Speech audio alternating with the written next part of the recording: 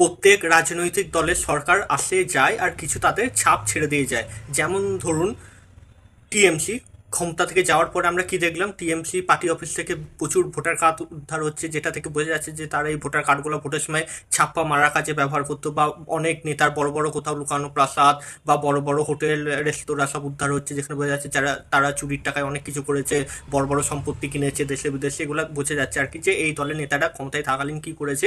আর এদের মানসিকতা কেমন জানেন। সিপিএমেরও তাই, সিপিএমেরও তাদের যখন 2011 সালে, এটা অনেকেই জানবে না, বর্তমানে এখনকার জেনারেশনের ছেলেমেয়েরা জানবে না।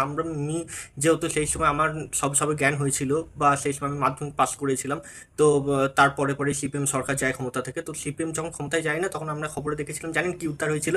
এখন যেমন বিভিন্ন সেই ভোটার কার্ড উদ্ধার হচ্ছে না বিভিন্ন পার্টি অফিস থেকে, টিএমসি সিপিএম যখন যায় না, তখন বিভিন্ন জায়গায় না মাটি খুঁড়ে খুঁড়ে মানুষের কঙ্কাল উদ্ধার হচ্ছিল। এটা হয়তো শুনে একটু অবাক করবে, বা যারা সিপিএম এর চরিত্র সম্পর্কে জানে না তারা হয়তো একটু শুনে শখ হবে, ভাববে যে আমি হয়তো মিথ্যা কথা বলছি, ভুল ইনফরমেশন দিচ্ছি।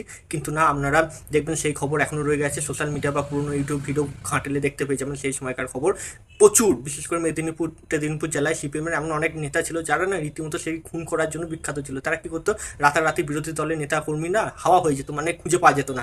দিয়ে যখন সিপিএম ক্ষমতায় যায় 2011 সালে, তখন না তারপরে সেই সব নেতা কর্মীদের, বিরোধী দলের, মানে তখন বিরোধী দল ছিল টিএমসি, তাদের না সে কঙ্কাল উদ্ধার হয়, মানুষের কঙ্কাল মাটি খুঁড়ে খুঁড়ে শুধু সে শয়ে শয়ে শুধু কঙ্কাল উদ্ধার হচ্ছিল, কঙ্কালের পর কঙ্কাল।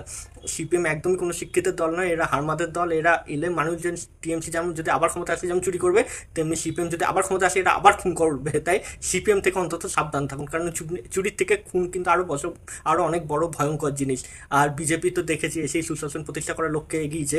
তো দেখি বিজেপি যখন ক্ষমতায় কোনো একদিন যাবে, তখন দেখবি বিজেপি কি ছাপ ছেড়ে যেতে পারে।